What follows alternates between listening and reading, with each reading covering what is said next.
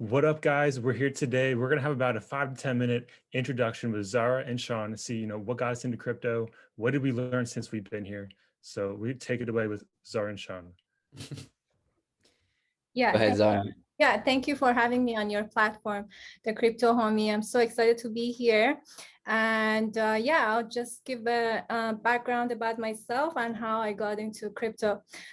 Quick background about myself. I'm a software test engineer. I work for a software company. And how I got into crypto, it was a summit on 2019. And all of my colleagues were talking about this Bitcoin and blockchain technology. So I was like, what's happening? What's going on here? What are these guys talking about? So that got me interested to blockchain and blockchain technology. And then I went ahead, I did a little bit research. I wasn't getting what the idea is at first, but I signed up for this class of the Gary Gensler. He's an MIT professor. So yeah, I learned about the blockchain and blockchain technology there. And I can also give you a quick update on what blockchain is. Maybe your audience are interested about that. I'm not sure if, so many people know what this technology is and they're just like investing in it. But quick update about the blockchain and blockchain technology. So blockchain is all these like blocks that come together, nested, and they just like quickly, you have the piece of data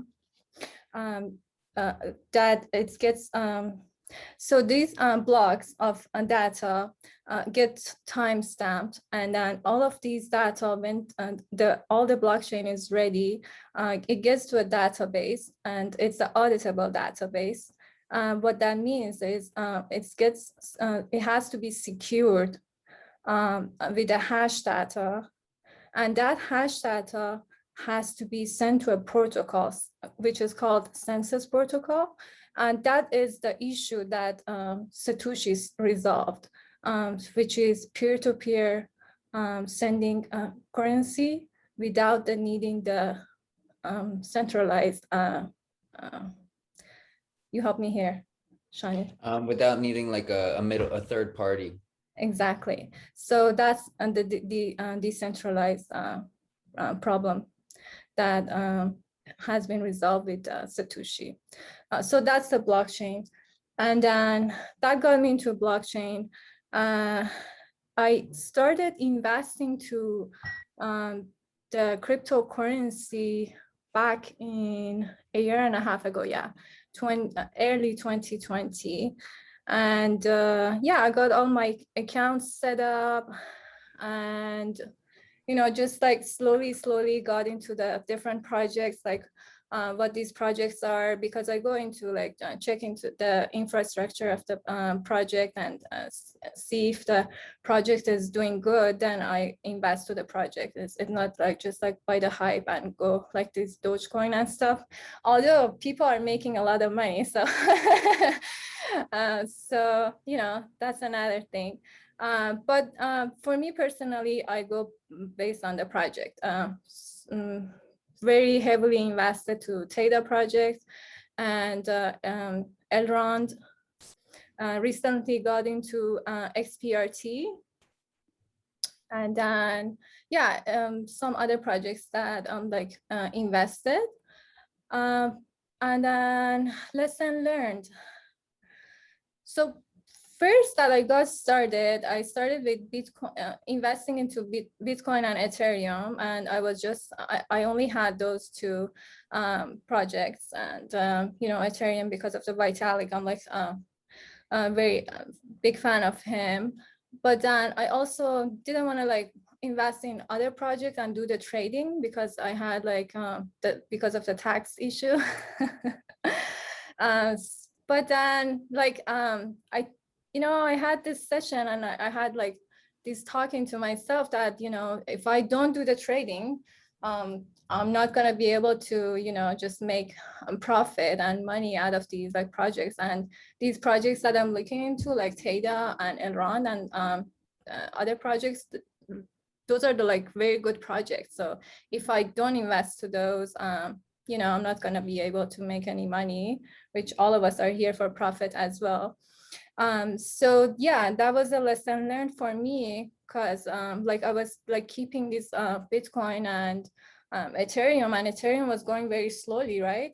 And I wasn't making any profit. So I did, yeah, that was a lesson learned for me to get into the altcoins, because altcoins are the things that you can make more profit. And yeah, it's just a new era, and you know, all these technologies that are like every day just getting in and being introduced to you know, everyone. So yeah, that was a lesson learned for me. And then the other thing is I had this issue with the Coinbase exchange, and I didn't know about like other exchanges like Kucoin and stuff like that. So that was another issue that I had, which I had to do like some, you know, research and stuff, and get into the other exchanges, you know, transferring money from one exchange to the other exchange. That was one issue that I had. So like later on that I got into Kucoin, I saw that it's like very much easier to do the trading and, you know, back and forth, sending the and then transferring the money. So that was one thing that I learned throughout these, you know, being into the cryptocurrency world. And so pretty much that's it. If you don't have any other question, I'm gonna give the floor to Shani. Like, thank you, Zara. Sounds good. It sounds like you have more of like the engineering background, like developer. You probably don't get caught up in the hype, you know, the Doge hype, stuff like that. Yes, I have the engineering background. Yeah, I don't get into the hype. Yeah, as I said, I look into the, you know, infrastructure of the project. Yeah, the white papers, and see like what the project is about, like what issue is going to be resolving. And yeah, I don't have to. I'm not holding any Dogecoin. And but yeah, if it's actually a good thing if you want to make money. It's you know, it's the crypto that you should be holding. It's just like getting a lot of hype, and soon it's going to be you know, passing the $1. So Yeah, eventually. Thank you. Of course. All right, Sean. I was gonna say that I think Zara's patience has definitely paid off like the last few weeks. She every time I mention to her a new project, she's like she's always a little bit skeptical to go in on it, which is really good, because a lot of people are losing a ton of money with these hype projects, you know. A lot of people are making a lot of quick money, but the quick money goes really quick. Like you see Safemoon pumps super quick, but it drops 10 times quicker. And but I do like Safemoon as a project. I'm just going to mention that first of all. I was actually excited because I thought we were going to be talking about which projects we like today, but I guess we're going to be pretty much just doing the intros today. I got into Bitcoin like it was about $6,000. I was in Ecuador actually on vacation in the mountains in Ecuador. And I met one guy who was actually living in the mountains. He was from Argentina, and he was a super humble guy. We were hanging out. He was helping us try to find different stores where we could buy vegetables and stuff, because the COVID was happening, and we were pretty much on our own out there. Like we had to ride bikes. No taxis were working in the whole country. We had to ride bikes like miles down the mountain just to try to get food. I'm not saying it was that bad, but it was. The guy helped us. He let us borrow his bike. And he told me about Bitcoin, and he was like, you should really check it out. And I was like, really? I've heard about it like a long time ago, but it sounds interesting. Like right now, like in these times, it sounds interesting to me. So he's like, yeah, look into it, this, that, and the other. As I'm looking into it, Bitcoin explodes from like 5,000 to like 7,500. And I'm like, dude, I was just about to buy it. It already exploded, you know? But anyway, I went and put all my money. I got like a stimulus check, and I had some money left over. And then I got like 10,000 from the government. I put all of that in Bitcoin. And I was like so interested in Bitcoin that I was never going to sell it, you know? And once I really started looking into it, I realized that there was a lot of projects that were even better than Bitcoin. And that's when I bought Chainlink as my first crypto. And I was super excited about it. It exploded to like $20 from when I bought it at $3. I bought a lot of Chainlink, and that was my first crypto I really started with. And I realized that there was even smaller cryptos that I could go into that could make me a lot more money. Right. So I ended up trading my Chainlink, went into VeChain, Cardano, all the early ones. And then I ended up getting so excited about new projects. I actually left my Cardano, I left my VeChain, which is a terrible decision in the end, you know. To hold on to these really solid projects was the best move ever. And I let my excitement get to me, and I traded them off. Learned a bunch of lessons, never to trade the really good projects, just hold on to them, keep them as like collectibles. And that was my biggest lesson, you know, trading VeChain way under a cent, trading Cardano way under 8 cents or under 7 cents. Sorry. Keeping Elrond was my best decision. Keeping Theta was my best decision. And if anybody learns from this, it's just hold on to the good projects. Even if it takes an extra 5-6 months, the gains definitely come from the really good projects. Missed like 25, 50x on some of those. So that's my lessons. That's how I got into it. And that's where I'm at right now, just trying to find the solid projects. Even if there's extreme hype behind it, I do want to get behind it because, you know, you're going against the pack. If you go against Safemoon right now, you're going against the pack. If you go against Dogecoin, you're going against, you know, a lot of people. So I don't have Doge, but I did buy Safemoon. And I'll let Crypto Homie take over on this one. Thank you, guys. Thank you, Sean. It definitely sounds like you have an interesting and unique experience with Bitcoin. I do. In Ecuador. I'm sure they, can use. I'm not sure about the inflation down there, but I imagine it's probably pretty bad. Well, they use the US dollar in Ecuador. So I wasn't able to buy Bitcoin or crypto over in Ecuador. I actually had my mom buy everything for me. I cash apped her the money, and she was able to figure out how to get it for me. And it's really tough to buy over in South America. Anybody that's watching over there, I know what you're going through. You can, Colombia is pretty crypto friendly, but Ecuador and some of these countries, it's really hard to get on even a website. But I guess you could use a VPN, but I'm not really sure how it works over there. Yeah, and we've heard. Sorry. How's their banking system in Ecuador? Ecuador, there's a lot of unbanked people in Ecuador. I'll just put it like that. I mean, yeah. Same as Africa. Yeah.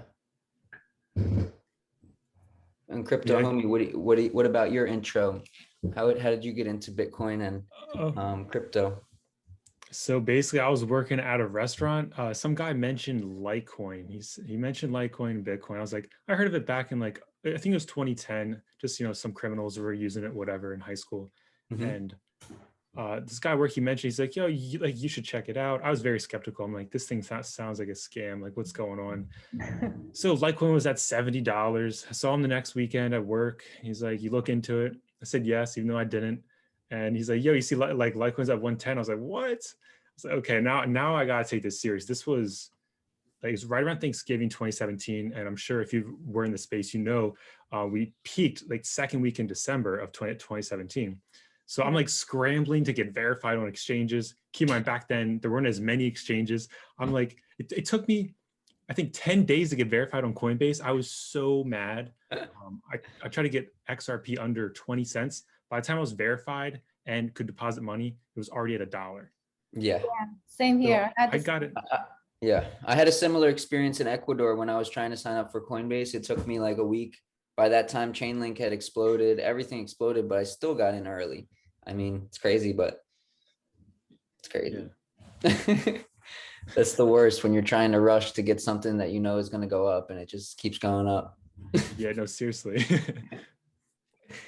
It's like Safemoon. Yeah. So, and what price did you end up picking up the Bitcoin at? It was just under 12K. And I mean, as any new person, this thing dropped $1,000, freaking out. You're like, we're going to zero. But I just held it. And eventually I got into alts. I was very heavy into Ethereum and XRP. I liked what Ripple was doing, even though it was against the grain, and I get it. It's against Bitcoin's whole philosophy. But I was like, I mean, if we're trying to take down the government, I mean, at least Ripple has a chance of succeeding because they want to work with them. But I mean, my opinion's kind of changed a little bit since. But I mean, that's how I got in. It was it's definitely been a wild ride because I didn't take any profit. I made massive gains in 2017 in a matter of just weeks, but I didn't take any profit at all because I was new and just silly. Just Oh, I you didn't know didn't what I take was any doing. profits. Wow. No, Wait, and do you still hold the XRP? I still do. Yes. Okay, because there's a lot of talk about like the Simpsons and Stellar and XRP and that they have it like pretty much programmed that XRP goes to, you know, gets to this certain place. I don't even know what price they're talking about, but if you watch some of the episodes of the Simpsons, you'll see XRP in like the background. I'm sure anybody who's watching has seen something about that. And Stellar, XRP, some of the world, you know, banking cryptocurrencies. I don't know if anybody heard about some stuff like that. Yeah. Yeah, they do mention the one I forget, and maybe Zara knows more about this. Whatever XRP's actual protocol is, I think it was consensus, maybe something else. They mentioned that this protocol be used. I've watched some of those, so it'll be cool to see if that plays out. But it's definitely high risk right now with the SEC and Ripple. That's Right. not good. But it all seems, I mean, go ahead, Zara. I'm gonna say this after. Yeah, but I was just gonna say when there is high risk on something, there is high profit as well. So Yeah, I mean, I think you know, the SEC coming after Ripple just seems like it is kind of what the Simpsons played out, you know, is like this is going to kind of take over and get so big, and the banks are going to want to rather be in on it than be out of it. And I guess with the SEC trying to tackle them and stop what's going to happen, kind of seems like it could get big, just a matter of time to me. yes, I feel the same actually. I don't have any XRP, just I do think it's going to happen. Yeah, I don't have it either, but I have a feeling that's gonna go parabolic. Yeah, no, I'm not sure if you guys noticed. It's either you love XRP or hate it. There's like no in between. I feel like it. I'm in between. I'm in Yeah. between, honestly. I don't love it or hate it. I just think it's I wish I would have got it when it was cheaper, honestly. Yeah. I watched it when it was at like 23 cents, 21 cents, and I'm like, should I get it? I know it's gonna go up, but there's other cryptos that more are calling out to me. That's just how I was, but goodbye for sure at that price. Yeah, me too. I was watching it and it was just a matter of a few weeks that just got exploded. So I was like, okay, I'm late for the game. Yeah, XRP is super hyped though.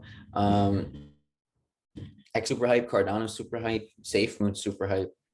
You know, those three are just, you got a huge community behind them. Elrond's getting pretty big. Theta, there's huge Theta holders that are holding just millions and millions of Theta. It's crazy. Digibyte's got a good community. But that's all like the really big ones I know right now. The crypto homie, are you holding any Theta or Elrond, any of these projects? I do not have any Theta or Elrond. Oh. Theta is a little more difficult because as an American, we can't use Binance.com, but I believe it's on Kucoin. It's on Kucoin, yeah. Yeah, it's on Kucoin, but it pretty much just came on Kucoin, you know, recently. Yeah. I got mine on Simple Swap, so it was like very scary transaction, but like Me too. It was scary, bro, but we actually got our Theta somehow a long time ago. I used Hotbit, which is a scary Asian exchange, and they just got hacked actually, but somehow I got my Theta and my T-Fuel there, and I got them off, me and my mom, and thank God I have them in my wallet. So it was scary, but eventually I triumphed. Yeah, those small exchanges. Exactly. The other thing, like the stress that you get out of these exchanges when you're, oh my God, look at my hair, it's turning white. It's turning white. No, I'm kidding. Yeah, it's very scary sometimes, but hopefully none of the audience go through that. I'm just kidding, guys. I'm pretty stress-free over here. Crypto's got me stress-free. The only thing I worry about is if Safemoon is going to collapse to zero or if it's going to go all the way up. I mean, as long as you're diversified, it probably shouldn't affect too much, right? No, I am diversified for sure. Good, Yeah, that's a good. key for sure. Always. But actually, I just bought Safemoon for the first time yesterday, so I'm a new Safemoon millionaire. But it's been down though, so it being down, that's a great buy. Yeah, I know. know. That's why I was Yeah. like, dude, I should have bought it when it was way down. But Yeah. grateful. Yeah. Like, well, guys, I appreciate the intros. We definitely should do something in the future. You guys have any key takeaways? No, I just think that it would be good if we did like a weekly coffee time or tea time. And if the audience agrees, we'll let us know in the comments, guys, if you like this style. And anything from Zara? No, I just wanted to say thank you again, the Crypto Homie, for having us in your platform. And yeah, just subscribe to our channel and let us know if you like this conversation. If you have any questions, anything that you guys want us to answer, just put it in the comment section and we get back to you guys. Thank you. Yeah, perfect. I'll have both the channels down below, and we'll go from there. Once again, Appreciate thanks, it. guys. Thank you guys so much. Bye, guys. Good bless. Bye-bye. Peace.